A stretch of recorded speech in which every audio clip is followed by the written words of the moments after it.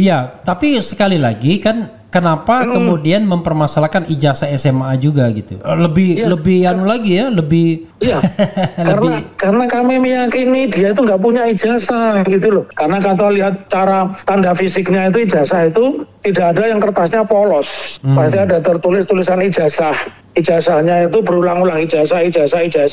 Nah, kita temukan ya baik yang UGM maupun yang SMA itu berbeda. Jadi ini orang yang harus diuji secara intelektual, orang yang harus diuji secara akademik, benar-benar orang ini tidak punya kredibilitas, tidak punya rasa cinta tanah air, tidak punya profesionalisme. Karenanya wajar dia dipertanyakan. Semalam saya sudah memuat berita tentang tipu UGM yang mau mendaftarkan gugatannya ke PN Solo, dan ternyata itu sudah dilakukan ya. Saya pakai topi Makassar atau Bugis. Terima kasih kepada rekan Maman atau Nuraman dengan alamat Jalan Buakana, Kompleks Marios Regency, Kota Makassar ya. Jadi ada topi ini yang dikasihkan ya, saya hormati, saya pakai ya. Saya familiar dengan topi Bugis atau Makassar ini karena di Palembang tempat saya namanya Lorong Bugis ya. Ya sahabat sekalian, ini ada berita menarik ya. Tipu UGM mencari ijazah asli Jokowi. Kita bacakan sedikit dan nanti sebentar lagi kita akan hubungi Dr. M. Taufik ya. Surakarta 14 April 2025, beritanya dari disetrap.com ya. Dr. Muhammad Taufik SHMH secara resmi mendaftarkan gugatan perbuatan melawan hukum PMH ke Pengadilan Negeri Kota Surakarta pada hari ini Senin 14 April 2025. Gugatan tersebut ditujukan kepada 4 pihak, Joko Widodo, kemudian Komisi Pemilihan Umum Kota Surakarta, kemudian Universitas Gadjah Mada, dan kemudian pihak kedua, pihak tiga, SMA Negeri 6 Surakarta tergugat 3 dan Universitas Gadjah Mada sebagai tergugat 4. Dalam mengajukan gugatan, Dr. Taufik menunjuk kuasa hukum yang tergabung dalam tim pengacara bernama Tipu UGM yang merupakan akronim dari Tim Penggugat Bukti Ijazah Asli Jokowi Usaha Gak Punya Malu. Nama ini dipilih sebagai bentuk kritik terhadap dugaan manipulasi data akademik yang menjadi pokok gugatan. Jadi tim penggugat bukti ijazah asli tipu bukti ijazah asli Jokowi usaha nggak punya malu. Gugatan ini dilandasi oleh keresahan mendalam terhadap kondisi penegakan hukum dan sistem demokrasi di Indonesia yang dinilai oleh Dr. Taufik telah menyimpang dari prinsip-prinsip hak asasi manusia dan demokrasi yang sejati. Ia menyatakan bahwa tindakan ini merupakan bentuk perlawanan hukum terhadap ketidakadilan yang semakin merajalela di ranah publik dan politik nasional. Sebagaimana diketahui, beredar luas dugaan bahwa ijazah yang dimiliki oleh Joko Widodo tidak autentik. Dugaan tersebut telah banyak dikaji oleh berbagai pihak dan memunculkan pertanyaan serius tentang keabsahan dokumen pendidikan yang bersangkutan. Atas dasar itu pula, Dr. Taufik merasa perlu untuk menempuh jalur hukum demi mendapatkan kepastian dan kejelasan serta untuk menjaga marwah institusi pendidikan dan penyelenggara pemilu.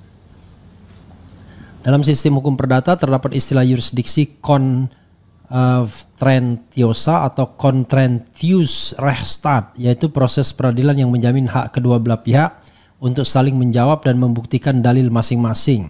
Merujuk pada pasal 163 HIR dan pasal 1865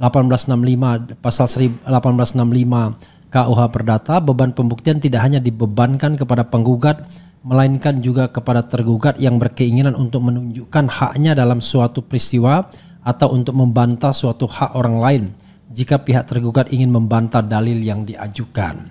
Apabila nantinya Jokowi terbukti ijazahnya palsu, maka segala tanggung jawab keuangan negara dalam hal utang luar negeri, adanya proyek strategis nasional pembangunan yang mangkrak adalah menjadi tanggung jawab Jokowi. Walah.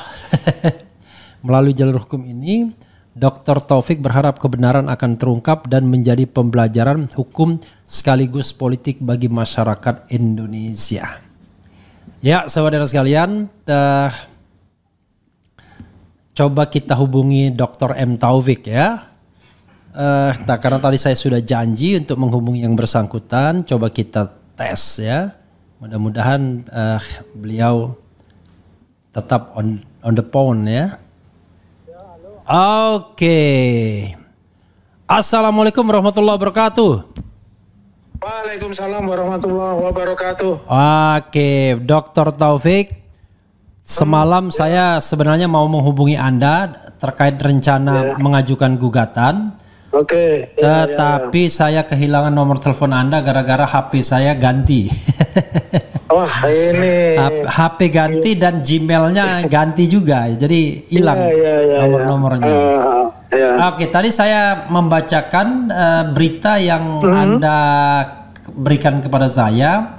Yaitu tipu UGM mencari ijazah asli Jokowi, itu judulnya ya. Betul. Ya. Tapi sebelum kita bicara kenapa yang dicari ijazah asli, mungkin bisa diceritakan kapan tadi dilayangkannya gugatan, diterima oleh siapa saja penggugatnya, siapa lawyernya, kemudian latar belakangnya. Silakan Dr. Taufik. Ya, baik, saya sebutkan tadi pendaftaran. Nomornya kan sudah saya kirim. Yang terima pendaftaran namanya? Ya. Darmadi. Yang terima pendaftaran namanya Darmadi. Tadi didaftarkan sekira jam 13 ya, jam 13. Jadi kita langsung ke PTSP dan diterima. Sebenarnya tadi Bu Ketua itu Maurice Dilak mau turun karena dia di lantai 2. Tapi saya pikir kan saya mendaftarkan sebagaimana mestinya saja lah, prosedural saja. Jadi ya, terus pemberi kuasanya saya sendirian, Muhammad Taufik, dalam kapasitas saya sebagai dosen Fakultas Hukum Universitas Islam Sultan Agung. Ya. Lantas siapa penerima kuasanya? Penerima kuasanya yang satu Andika Dian Perkasa, ya. Dian Prasetyo, alumni Fakultas Hukum UII.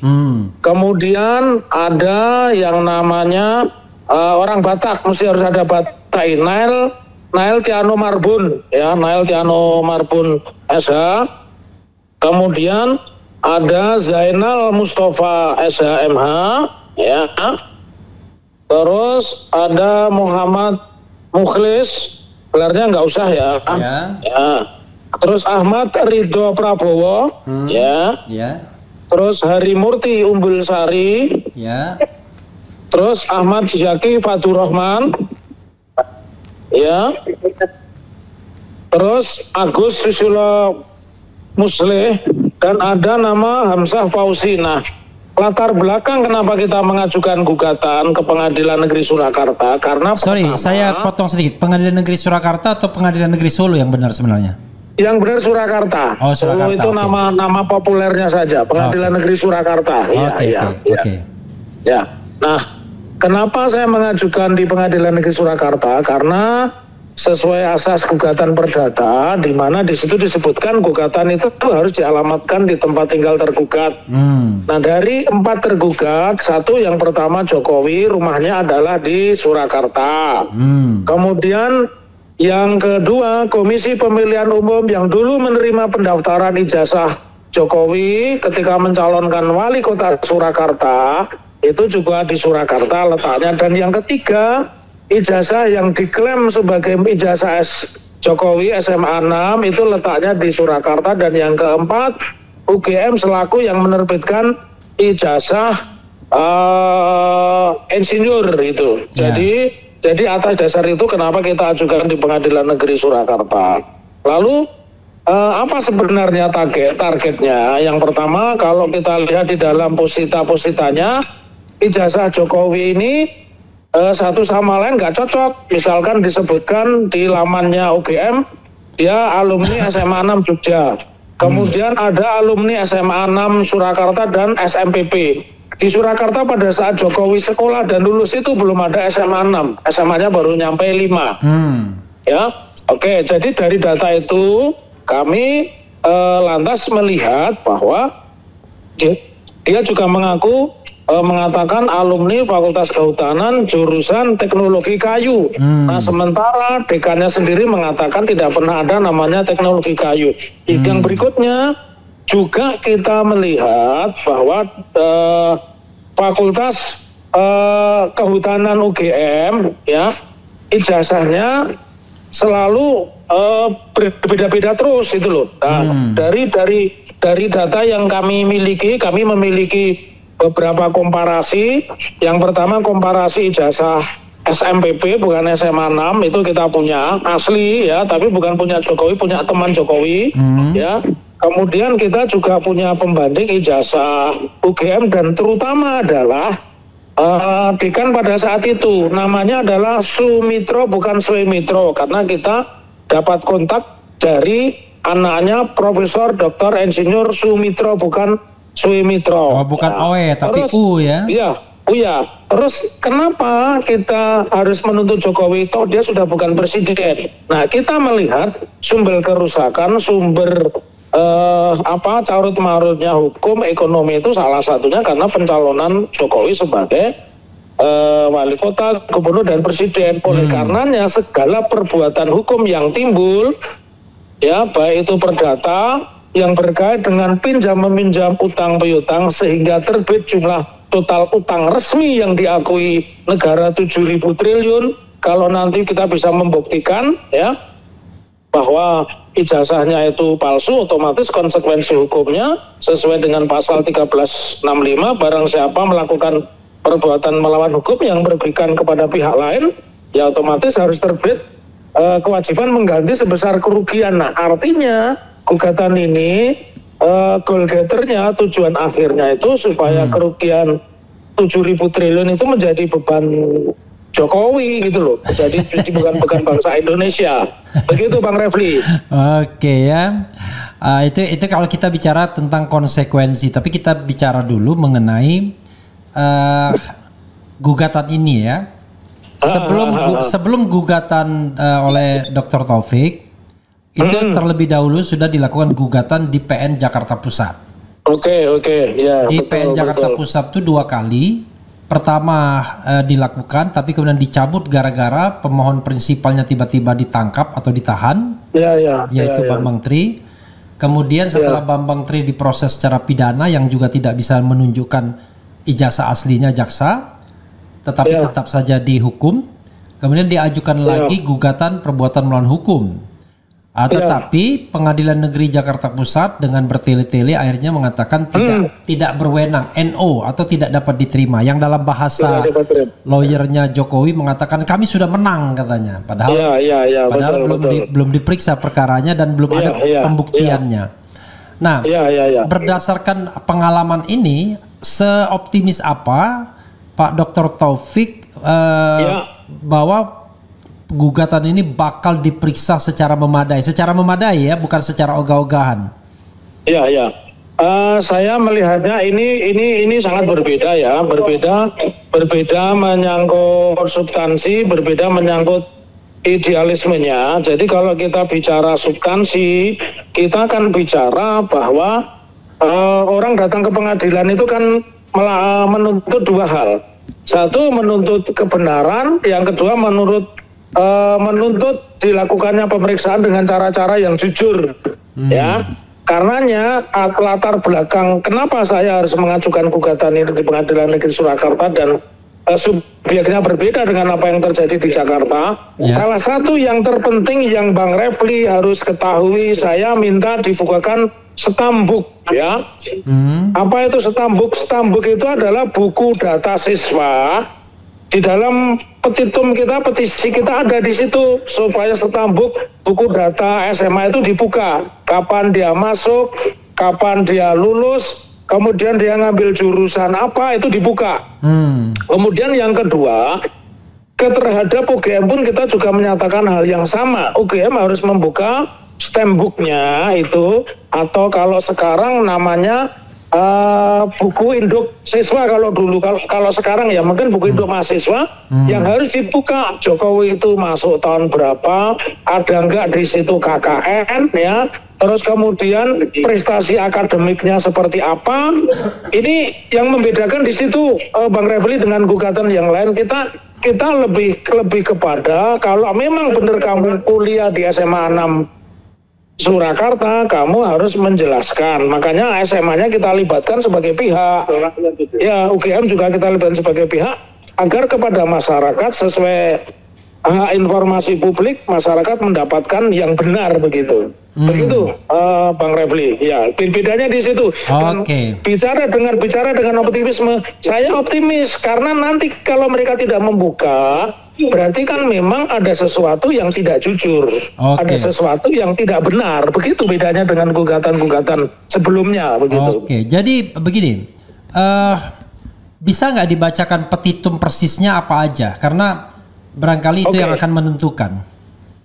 Petitumnya? Oke. Ini saya bacakan petitumnya ya. Ya. Oke, ya, baik. Petitumnya sangat rigid, runtut dan panjang ya sebentar nih. Ya. Jadi pertama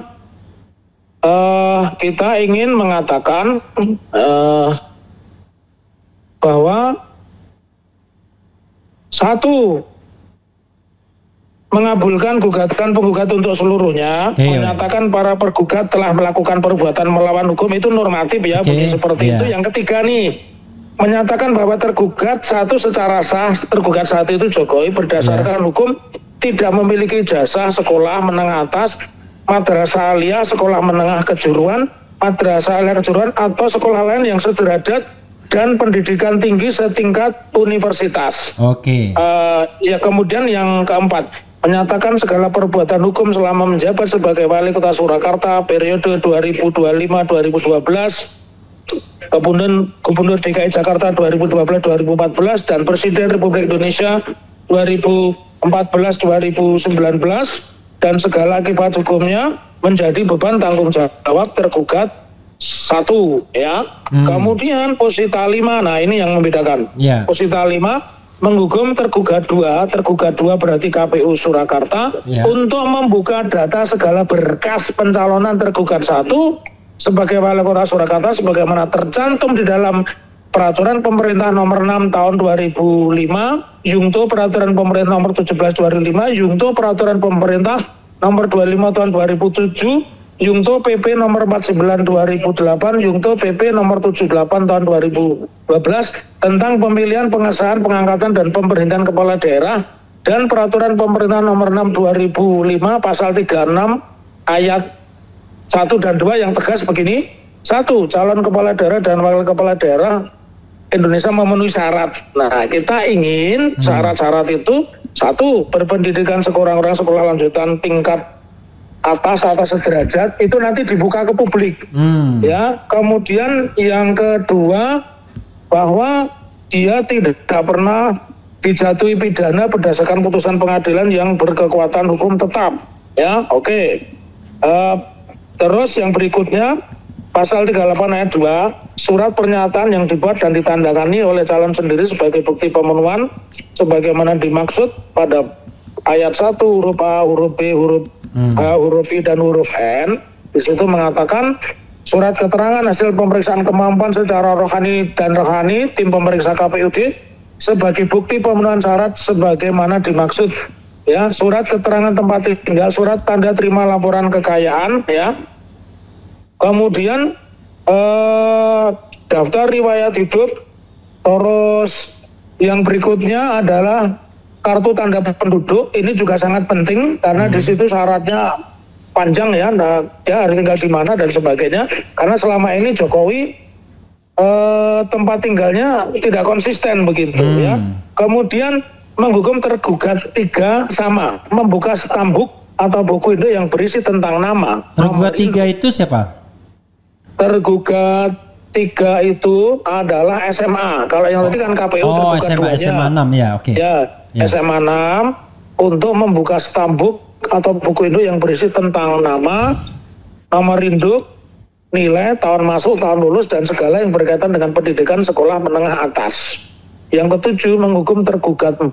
Ini UGM, alma maternya Bang Refli Harun yang sebenarnya. Ya. untuk membuka stambuk atau buku induk yang berisi tentang nama, nomor induk, nilai, tahun masuk, tahun lulus, program studi, lama studi, tempat KKN, pembimbing akademik, dosen pembimbing skripsi, dosen penguji skripsi, transkrip nilai, yudisium ijazah tergugat 1. 8. Menghukum tergugat 1 bertanggung jawab atas kerugian. Nah ini uang negara dalam hal utang luar negeri, proyek-proyek strategis nasional yang gagal atau berdampak adalah tanggung jawab pribadi tergugat 1. 9. Menghukum para tergugat secara tanggung renteng membayar kerugian material dan menyerahkan anggaran tersebut kepada lembaga terkait sebesar ini 5.000 triliun 853 miliar rupiah untuk digunakan sebagai pembangunan Indonesia.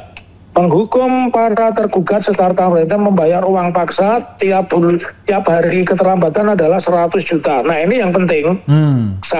Kami juga meletakkan sita jaminan di dalam provisi. Pertama, penerima permohonan sita jaminan atau konservator beslah yang diajukan penggugat kepada aset tergugat 1 berupa benda dan tanah bangunan, gedung geraha sabah, gedung pertemuan yang sering dipakai perhelatan, nomor induk bidang tanah 00280 seluas 5.382 meter persegi yang beralamat di Jalan Lejen Suprapto nomor 80B Sumber Banjarsari Kota Surakarta. 2. Menyatakan sadar berharga sita jaminan atau konservatoris beslah terhadap nomor induk bidang tanah nomor 00280 seluas 5.382 meter persegi. Subsidiar apabila Ketua Pengadilan Negeri Surakarta Sikyu Majelis Hakim pemeriksa perkara berpendapat lain, mohon putusan seadil-adilnya. Begitu, Bang Refli. Oke, luar biasa. Jadi Dr. Taufik banyak sekali permintaannya ya. Petitumnya banyak sekali, ya. Betul. Jadi kita kenapa tidak ada petitum yang mencabut segala fasilitas yang diberikan negara setelah purna tugas gitu, termasuk lagi pembangunan rumah? Karena konsekuensinya ijazah. Berarti kan ini yang berkaitan selama dia menjabat. Karena selama menjabat yang berkaitan dengan ijazah itu kan pencalonan wali kota, pencalonan gubernur, pencalonan presiden. Nah, kalau rumah itu kan terjadi setelah dia tidak jadi presiden. Begitu, Bang Remi. Oh iya, tetapi karena jabatannya dianggap sah kan? Kalau jabatannya dianggap tidak sah karena ijazahnya palsu kan mestinya fasilitas. Iya. Oke, tapi itu soal lain ya nanti. Saya membayangkan kemarin itu kalau di Pengadilan Negeri Jakarta Pusat tergugat itu banyak juga kan, ada tergugat KPU dan lain sebagainya. Rata-rata juga tidak mau datang. Ketika tidak datang, pengadilan ditunda, bukannya diputus, ya kan? Tanpa kehadiran pihak tergugat, para pihak, ya. Tapi yang terjadi adalah tiba-tiba dinyatakan bahwa pengadilan tidak berwenang. Apakah skenario yang sama ini bisa terulang lagi, Pak Taufik? Saya sih terus terang saja pesimis nih selama Jokowi masih kelihatannya masih powerful begitu. Ya. Di peluang itu ada ya, artinya peluang kita untuk sidang ini normal sebagaimana mestinya itu ada. Bisa juga karena tadi Bang Refli mengatakan bahwa Jokowi sampai hari ini masih powerful, bisa saja itu mereka nanti mengatakan belum sampai kepada substansi, belum sampai kepada pokok perkara, mereka tidak pernah datang, mereka mengeksepsi dan sebagainya. Bisa saja area gugatan nanti mungkin bisa saja tidak dapat diterima atau gugatan ditolak, itu mungkin saja. Tetapi sebagai orang yang masih diberikan nyawa, diberikan nafas, diberikan ilmu, kita optimis dan saya sama teman-teman tidak akan berputus, selalu akan mengajukan gugatan begitu dengan cara apapun itu. Begitu Bang Refli. Karena ini juga pendidikan politik kepada masyarakat lewat jalur hukum, bahwa masyarakat tak perlu takut kepada Jokowi. Jokowi itu di depan hukum kedudukannya sama. Yang tidak sama itu orang yang terkena pasal 44 KUHP, orang yang tidak cakap hukum atau orang sinting. Nah, itu yang tidak bisa dimintai pertanggungjawaban hukum. Begitu Bang Refli. Pak Dr. Taufik, setelah dari Jogja, mereka kan rencananya mau ke Solo atau Surakarta. Oke. Ikut juga atau tidak ikut?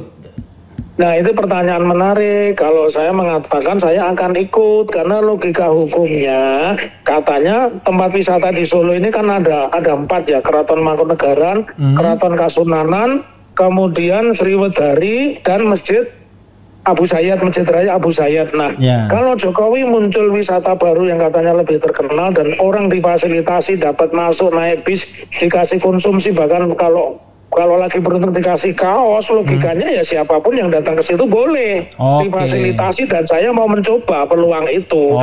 Bersama teman-teman. Iya, dikasih kaos kan keren gitu. Bersama teman-teman ya. Iya betul. Tapi tidak mungkin ya kaosnya Adili Jokowi, nggak mungkin kan? Ya, tidak mungkin lah. Iya. Pak Taufik ya, tadi saya lihat petitumnya, tergugatnya itu adalah SMA 6 juga ya. Betul. Kok terkesan makin lebar? Kenapa Anda mempermasalahkan ijazah SMA juga?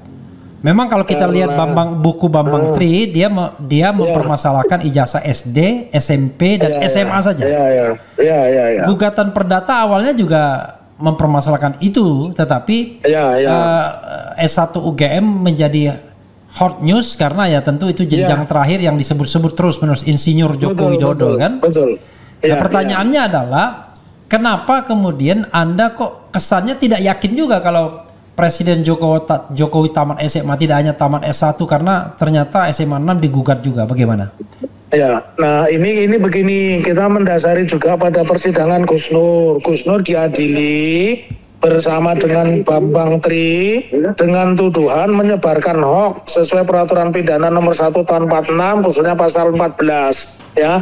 Walaupun pada akhirnya dikoreksi di pengadilan Mahkamah Agung, ternyata itu tidak terbukti ya. Oleh karenanya dengan keyakinan tersebut dan kita juga mencari data kepada pengacara yang saat itu menjadi pengacaranya Bambang Tri dan Gus Nur, memang tidak pernah yang namanya jaksa atau siapapun itu menghadirkan ijazah Jokowi. Jadi bagaimana mungkin Gus Nur dan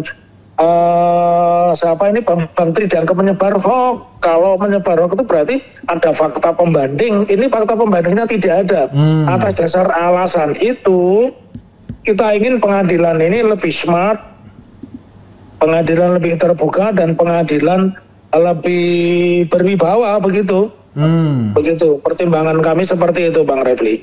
Iya, tapi sekali lagi kan kenapa kemudian mempermasalahkan ijazah SMA juga gitu? Lebih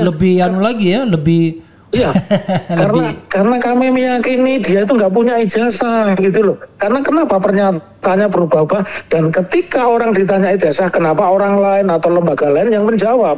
Seperti Bang Refli, saya tanya, Bang Refli lulusan UGM, lulusan Amerika, kan tinggal sodorin, ngapain harus tanya? Tolong deh tanya teman saya Taufik di Solo, dia punya UGM apa enggak, kan bukan begitu jawabannya. Karena ijazah itu yang saya pahami itu tanda bukti seseorang lulus. Nah kalau ijazah SMA-nya pun kita persoalkan, berarti kan dia tidak pernah lulus SMA apalagi kuliah, karena syarat untuk mendapatkan ijazah sarjana atau S1 itu harus punya ijazah SMA begitu. Dan itu muncul kontroversi karena waktu ditunjukkan di persidangan Gus Nur itu ternyata SMA 6, padahal SMA 6 tidak ada pada saat itu. Jadi ini bagian dari sebuah keyakinan yang didorong atau didasarkan pada keraguan kalau dia itu memang dari awal sudah memasukkan asal usul atau bermasalah begitu. Iya. Artinya bisa jadi dia memiliki ijazah, tetapi mungkin ijazahnya kurang keren, lalu ijazah pihak lain yang kemudian dimodifikasi begitu ya. Betul. Karena kalau lihat cara tanda fisiknya itu ijazah itu tidak ada yang kertasnya polos. Pasti ada tertulis tulisan ijazah. Ijazahnya itu berulang-ulang, ijazah. Nah, kita temukan ya baik yang UGM maupun yang SMA itu berbeda. Begitu, Bang Refli. Pak Dr. Taufik ya, Anda merasakan ada nggak perbedaan yang signifikan mengajukan gugatan Jokowi sebagai presiden atau apa perasaan yang Anda rasakan dengan yang tidak lagi sebagai presiden saat ini? Ya menurut saya secara logika lebih simpel pembuktiannya, lebih mudah dan tidak ada protokoler. Karena terbukti persidangan ini tadi juga tidak dikawal polisi, tidak dikawal siapapun gitu loh. Wartawannya banyak, puluhan. Oh, pengajuan gitu. gugatan tadi ya? Pengajuan gugatan. Iya, pengajuan gugatan tadi puluhan wartawan datang ke pengadilan, nggak ada satupun polisi begitu. Nah, dan kalaupun besok ada polisi, kita akan bertanya kapasitasnya Jokowi di depan polisi ini apa begitu loh. Lagian ini kan perkara privat ya, bukan perkara pidana, bukan perkara tun begitu, yang tidak ada kaitannya dengan jabatannya. Tapi lebih banyak karena perbuatan hukum sebagai pribadinya, begitu Bang Refli. Tetapi nanti orang tanya, kalau ini perkara privat, apa hubungannya sama Dr. Taufik gitu? Ya, saya sebagai orang Solo kan juga punya hak juga tuh, hak privat saya yang untuk supaya tadi berangkatnya dari kejujuran kebenaran, ya kita butuh pemimpin itu yang benar dan jujur, bukan pemimpin yang identitasnya pun tak jelas. Begitu, Bang Refli. Ya. Oke, ada yang mengatakan ini ya, saya baca dari salah satu ketua PBNU ya, Ulil Absar Abdallah ya. Kalau tidak sesuai dengan kebijakan Jokowi ya silahkan. Tapi kalau mempermasalahkan ini seperti pembunuhan karakter katanya. Bagaimana pendapat Anda? Aneh ya, pembunuhan karakter itu, kita lihat dulu, kita bandingkan semua presiden Indonesia 7 kali dan 8 kali tidak ada yang dipersoalkan ijazahnya. Ya, itu yang pertama. Kemudian yang kedua, kebijakan-kebijakan mereka pun juga tidak ada yang kontroversi. Kalau ini kan kebijakannya kontroversi, mengatakan tidak menggunakan anggaran negara untuk IKN maupun kereta cepat Bandung-Jakarta, faktanya menggunakan anggaran negara, menggunakan APBN. Mengatakan anak saya tidak mencalonkan, tidak copras-capres, ternyata anaknya mencalonkan. Mengangkangi demokrasi dengan menggunakan Boyamin lewat anaknya Almas Zaka Bedu, sehingga terbit putusan MK nomor 90 2023. Jadi ini orang yang harus diuji secara intelektual, orang yang harus diuji secara akademik, benar-benar orang ini tidak punya kredibilitas, tidak punya rasa cinta tanah air, tidak punya profesionalisme. Karenanya wajar dia dipertanyakan, dan orang akan merasa menerima ketika nanti terbukti ya pantesan sekolahnya saja tidak jelas loh, ya wajar kebijakannya juga tidak jelas, begitu. Oke, Dr. Taufik, ini terakhir ya, saya mau bacakan 1-2 komentar di sini, nanti Anda tanggapi secara umum dan kemudian closing statement ya. Yes, ya. Mulyono akan bernasib sama seperti Komar, pantas Fahri Hamzah bilang Jokowi itu pelanga-pelongo, nggak ada visi misi menteri, yang ada visi misi presiden dan wakil presiden. Fix bukti konkret. Kemudian jenis font tulisan deskripsi kok pakai font Times New Roman yang belum ada pada saat itu, aneh. Betul Pak Dr. M. Taufik, karena pembelanya dan pendukungnya bahwa Jokowi itu punya ijazah asli dari UGM alumni 85, baru katanya framing murahan dan jahat kepada Jokowi. Mereka itu tidak melihat kejanggalan foto ijazah. UGM kampus pengorbit ijazah palsu. Kemudian ini ijazahmu, mana ijazahku? Mau didatangi kok tiba-tiba hilang ijazahnya, aneh. Jadi soal hilang ijazah ini pernyataan dari Profesor Markus yang saya baca di satu media sosial media online, sawitku.id ya. Yang kemudian orang mengatakan wah itu sumber yang tidak kredibel, tapi so far belum ada bantahan dari Profesor Markus. Jadi sampai sekarang kita bisa pegang itu karena belum ada bantahan juga ya. Kemudian orang-orang yang membantu menutupi kepalsuan masih jadi pejabat. Nah, itu masalah juga. Dan kita juga yang komentar lawyer yang kemarin juga putranya sang menteri koordinator kan begitu. Terakhir tambahan saya sedikit. Ada kesan ya, ini Jokowi ini mulai ketar-ketir, panik, lalu kemudian pakai jurus kalau tidak menghindar mengancam. Mulai akan mempermasalahkan orang-orang yang mempermasalahkan ijazah palsu dan lain sebagainya. Tiba-tiba ada orang yang mengulas, wah Refli Harun menggunakan sumber yang tidak kredibel untuk mengatakan ijazah hilang. Padahal saya cuma membacakannya doang dan belum ada bantahan dari Prof Markus kan. Nah, yang seperti itu silakan closing statement sekaligus menanggapi ini, Pak Dokter. Ya, ini satu pertanyaan bagus ya. Kalau yang dibacakan, saya yakin haternya pun banyak ya, hatersnya itu banyak. Yang tidak suka sama gugatan kami, tidak suka sama channelnya Bang Refli pun banyak. Tapi itu wajar lah, di dalam dunia komunikasi ada yang suka, ada yang tidak suka, ada yang memusuhi, ada yang menjilat. Tetapi konsentrasi saya cuman satu. Saya sebagai seorang akademisi, karena saya menggugat dalam kapasitas sebagai seorang akademisi, saya tahu pertaruhan perjuangan seseorang untuk mendapatkan gelar sarjana. Itu yang pertama, ya. Sekaligus closing statement. Yang kedua, UGM ini dulu adalah tempat di mana saya pengen daftar. Saya pernah daftar, maunya saya sospol hubungan internasional dan hukum, tapi saya keterimanya UNS hukum, UGM-nya saya keterima ekonomi studi pembangunan. Itu bukan passion saya. Kemudian dalam catatan saya, Bang Refli selaku keluarga besar AGM tentu mencatat namanya Ipong S. Azhar. Betul nggak ada namanya doktor. Dia dipecat dengan tidak hormat dan dilarang menggunakan setelah beraktivitas di bulan UGM, mengatasnamakan UGM karena ketahuan sebagian atau seluruhnya disertasinya mengambil dari skripsi mahasiswanya. Nah, itu kan luar biasa. Jangan lupa juga bagaimana Wakil Menteri saat itu urusan haji, namanya Profesor Anggito Abimanyu, gara-gara menulis di Kompas Opini, ternyata itu karya sekretarisnya, dia pun punya inisiatif ingin menyerahkan pangkat profesornya itu kepada Senat Akademik Universitas Gadjah Mada. Nah, kalau catatan seperti itu, ini kan orang-orang yang punya kredibilitas yang jelas, pernah kuliah, pernah jadi mahasiswa. Nah, itu kan UGM aja tegas. Kenapa terhadap ini tidak tegas? Jadi komitmen kami, kita ini orang yang memalsu akademik, orang yang menggunakan plagiarisme itu adalah penjahat.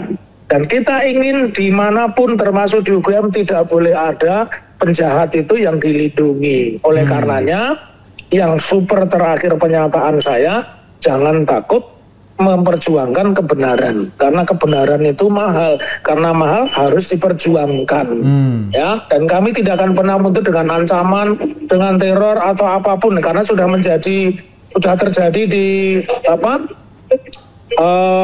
yang alumni mereka yang ahli forensik itu ya, itu kan di teror itu Sianipar itu ya. Kita tidak akan pernah gentar itu. Respon Sianipar. Jadi buat kami, saya selaku penggugat prinsipal dan rekan-rekan pengacara ini selalu mengatakan, sekali layar terkembang pantang kita surut ke belakang, begitu Bang Refli. Terima kasih Pak Dr. Taufik. Mudah-mudahan gugatannya diproses secara layak. Saya berdoa diproses dulu secara layak Ada proses pembuktian dan kemudian ada kebenaran substantif yang didapatkan. Apapun hasilnya, tetapi masyarakat akhirnya mendapatkan jawaban final say final answer terhadap apa yang kita ingin tahu, bahwa ada enggak sih ijazah asli Jokowi itu, gitu ya. Pak Dr. Taufik, makasih ya. Assalamualaikum warahmatullahi wabarakatuh. Waalaikumsalam. Salam buat teman-teman sekalian. Iya, saudara sekalian, itu dengan Dr. Taufik Muhammad Taufik pakai Q ya. Seorang ahli hukum pidana, dosen dari Universitas Islam yang jelas dia dosen dari Universitas Islam swasta. Kemudian mengajukan gugatan perbuatan melawan hukum dengan petitum atau permohonan atau permintaan yang banyak tadi, sampai 8 atau 9 item. Salah satunya adalah konsekuensi kalau seandainya memang terbukti Jokowi ijazahnya palsu atau ijazahnya tidak ada, maka perbuatan yang dilakukannya selama menggunakan ijazah itu, baik sebagai wali kota, gubernur maupun presiden Republik Indonesia, menjadi tanggungan yang bersangkutan, termasuk utang negara. Luar biasa ya. Langsung menjadi termiskin sedunia kalau itu dikabulkan. Tetapi sebelum pengabulan hal seperti itu, kita minta a fair trial dulu lah. Kita minta pengadilan yang fair. Bukan pengadilan seperti PN Jakarta Pusat yang tiba-tiba mengatakan tidak berwenang, padahal para pihak tidak pernah datang secara memadai, ya, kadang datang kadang enggak, tetapi kemudian hakim tidak berani memaksa, bahkan hakim memberikan fasilitas bahwa mereka tidak berwenang mengadili perkara tersebut. Padahal kalau kita mau mencari kebenaran, keadilan, kepastian, ya kemana lagi kalau tidak ke pengadilan. Dan kalau kita bicara soal kasus itu, ya kasus itu kan ada dua perspektif, ada dua jalan. Ada jalan perdata, ya, gugatan perbuatan melawan hukum, ada jalan pidana, pengaduan atau pelaporan kepada Bareskrim sebagai bentuk dari partisipasi masyarakat. Begitu ya saudara sekalian, mudah-mudahan para pejuang atau pencari kebenaran yang sedang atau akan menuju Yogyakarta, kemudian akan ke Solo atau Surakarta, itu tidak mendapatkan halangan, ya, dan tidak dihalang-halangi juga baik oleh para penegak hukum maupun kelompok-kelompok masyarakat, apalagi kelompok preman yang sengaja digerakkan. Mudah-mudahan semuanya berjalan lancar. Apalagi kita tahu bahwa Yogyakarta adalah kota pelajar dan UGM adalah kampus salah satu yang terbesar di Republik Indonesia ini. Dan saya pun alumnus UGM, jadi menginginkan UGM kembali ke hitonya sebagai kampus yang menjunjung tinggi tradisi akademik, bukan kampus yang menjadi backup dari kekuasaan atau dosennya tidak berhenti-berhenti menjadi bagian dari kekuasaan dan kemudian barangkali menumpuk resources di sana. Itu saja sobat sekalian. Wassalamualaikum warahmatullahi wabarakatuh.